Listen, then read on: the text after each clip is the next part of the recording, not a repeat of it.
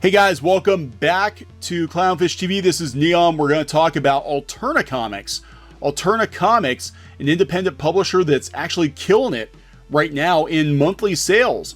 In a time when other comic book publishers are cutting back, they're laying off, they're shrinking their distribution, Alterna is actually expanding its distribution. They're killing it with comics that are under $2, printed on newsprint, and they're getting into some really out-of-the-box locations, including the announcement that they're going to be in Sheetz. Now, this makes me very happy as someone who lives near Pittsburgh.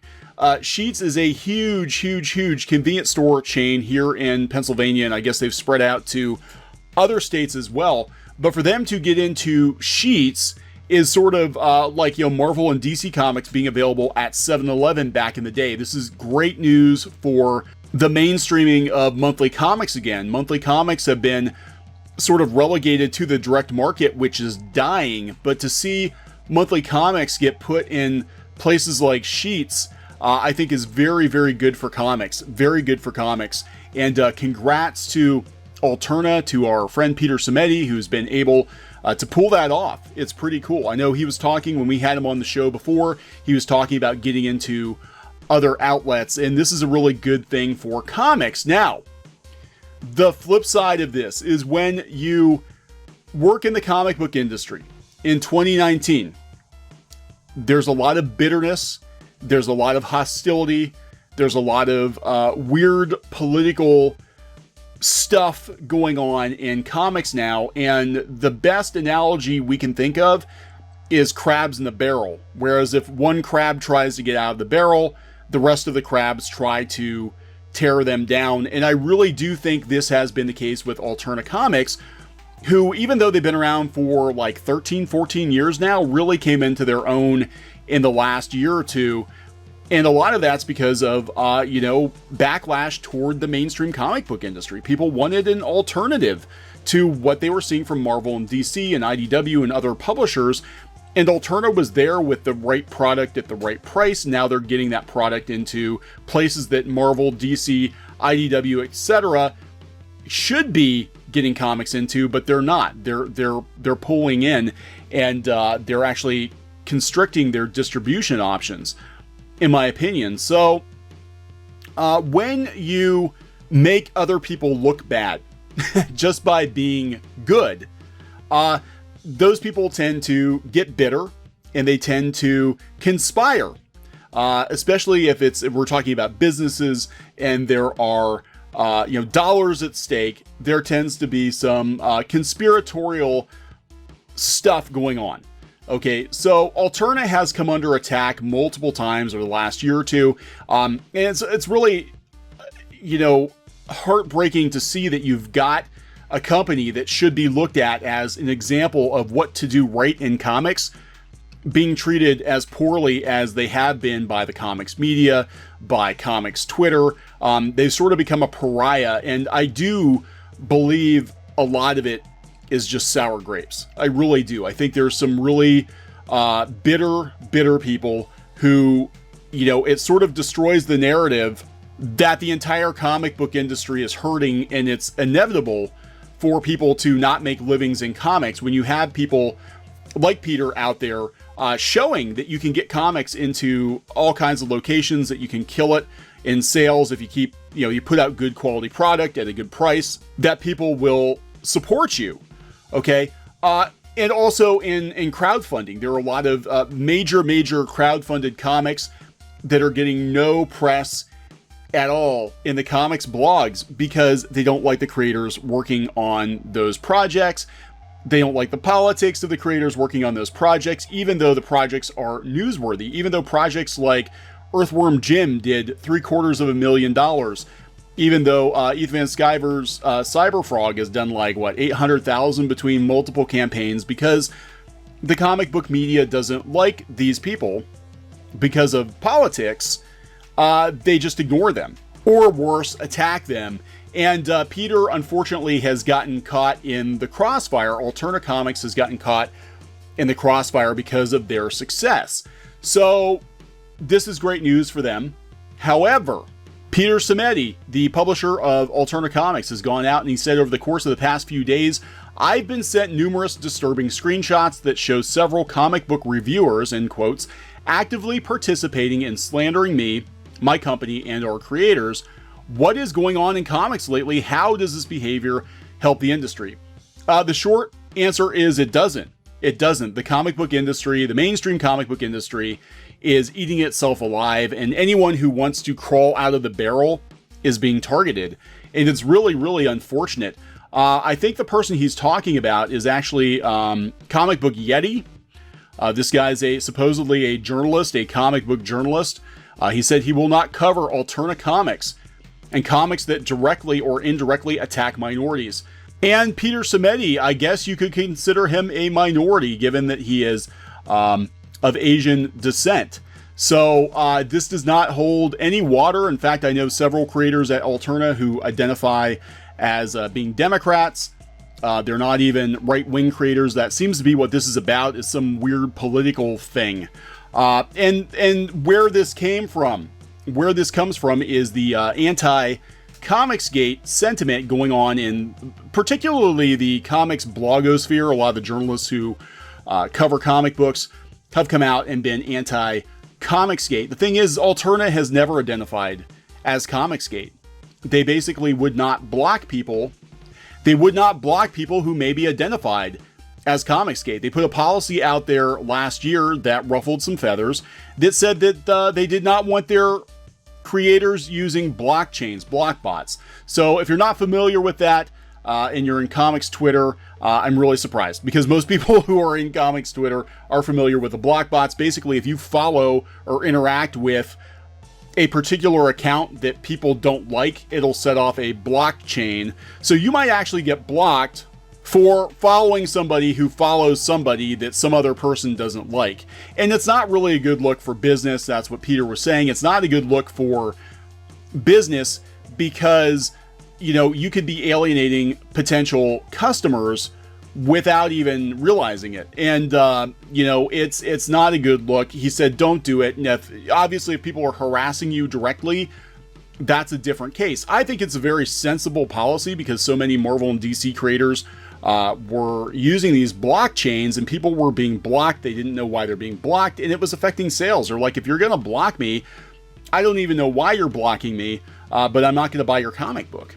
I think it was a very sensible, well-stated policy to have. However, comics Twitter didn't like it because Alterna maybe retweeted people who used the Move the Needle hashtag, which was sort of coined by some comics YouTubers who have a problem with what's going on in mainstream comics. Of course, the comics blogosphere gets you know, a hair up its ass about everything.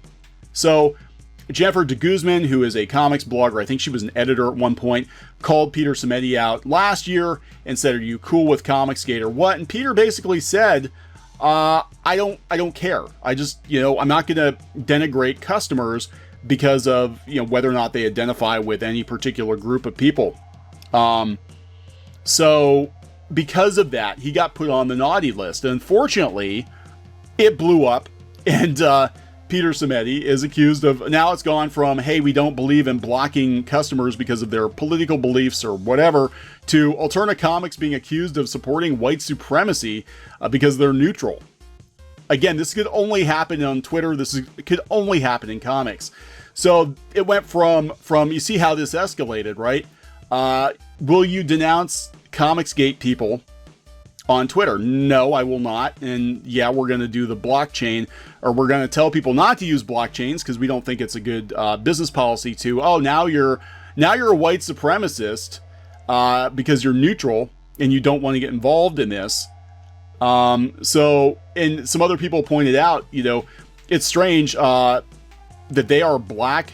Peter is Asian, and the privileged white guy here is pushing blacklisting behavior. Yeah, I agree with that. Here we have one of their creators, Wes Locker, creator at Alterna. I'm a Democrat. My comic is basically stupid poop and fart jokes. Yeah, Alterna's apolitical. Their comics are not political. Their comics are for everybody, for a wide audience, and it's helping them tremendously in sales because people are tired of the politics in comics, in the comic book industry, in the media that covers comic book industry. So we went from will you or will you not denounce Comicsgate to, well, you must be a white supremacist, to unfortunately Peter getting swatted. Whereas somebody called in a hoax, said that he was going to shoot his girlfriend, and the armed police showed up at his house while he was on a live stream. It was a huge mess. As far as I know, nobody knows who exactly made that phone call. But again, you see how this escalated. And really, from my point of view, all of this comes down to Peter not bending the knee to Twitter, to comics Twitter, and giving them what they wanted and being successful. If he was a failure, if Alterna Comics was hanging on by its fingertips like so many other indie comic book publishers are right now, they wouldn't have bothered him. But the fact is that he's successful. They're successful. Alterna is blowing up. And it's not because of political reasons. It's actually the opposite. They're giving people apolitical entertainment at a decent price and trying to appeal to as broad of an audience as possible. That's just business. That is smart. So we went from the swatting to now Comic Book Yeti not covering Alterna Comics. There's absolutely no reason to make a public tweet other than to signal to other Twitter users that you were not cool with Alterna Comics. But again, they dredged up the very untrue rumor that Alterna Comics is Comicsgate and painted them in a bad light. Again, to score points with comic Twitter. That's the only reason I can think to bring that up. So Matt Ligeti of Comic Book Yeti took to Twitter to declare that Comic Book Yeti, which is a site that has a 4 million Alexa, like literally nobody visits the site. They will not cover Alterna Comics or any comics that directly or indirectly attack minorities or marginalized voices.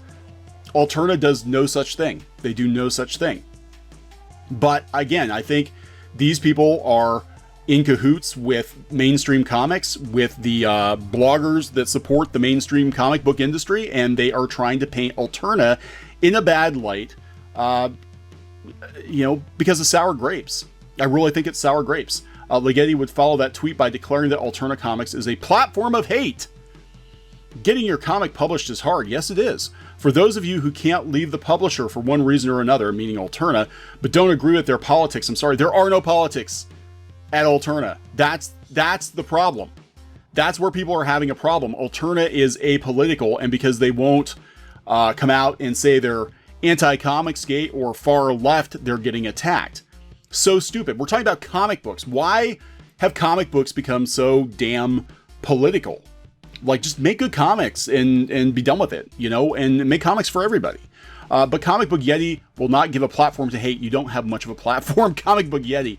Hate has enough of a platform already. This is why I immediately block any Comicsgaters or others who show up in my mentions or are rude and hateful to people I respect. I cannot believe that Peter Simeti, being the person he is, we've had him on the show multiple times, has showed up in Matt Ligeti's Twitter timeline and been rude or hateful. Peter is a very well-spoken professional. I don't think he has attacked anybody, especially not a website that no one's ever heard of. I'm not here to be a spokesperson. I'm not here to debate them. I'm just too busy for their intolerant, privileged, toxic nonsense. Then why call them out? Why call them out on Twitter? Just don't review the comics. You don't want to review Alterna Comics. That's fine. You don't have to review Alterna Comics, but you did not have to create a big thread and make a big show about how you refuse to cover Alterna Comics, other than to put on a show for your Twitter friends. Alterna is tied to hate groups. Damn, I submitted my debut graphic novel to them. Congrats. And yeah, they found their niche among Comicsgate and they're taking it to the bank. Actually, they started to pick up momentum when they went to newsprint and they were able to offer single issues for under $2, is when they really started to pick up momentum. And yeah, Comicsgaters, I'm sure, pick the comics up because that's one of the complaints of Comicsgate, is that comics are very expensive now, that comics are overly political, and Alterna has said that they're apolitical. So yeah, of course, some Comicsgaters are probably picking up Alterna Comics because there are a lot of Comicsgaters out there. but they are paying customers. You know, I mean, this is so ridiculous. And he won't even spell it out because he's afraid of the wrath of Comicsgate. Comicsgate, they do everything they can to woo them. Since no other publishers are, it pays off well for them. Peter says, a year ago, a tweet filled with hurtful lies like this would have stressed me out. My heart would be pounding and I'd feel sick to my stomach. Today, it's also incredibly boring. I agree. Peter has been through some shit. He's been through some shit. And, you know, this is another Tuesday for them, I guess.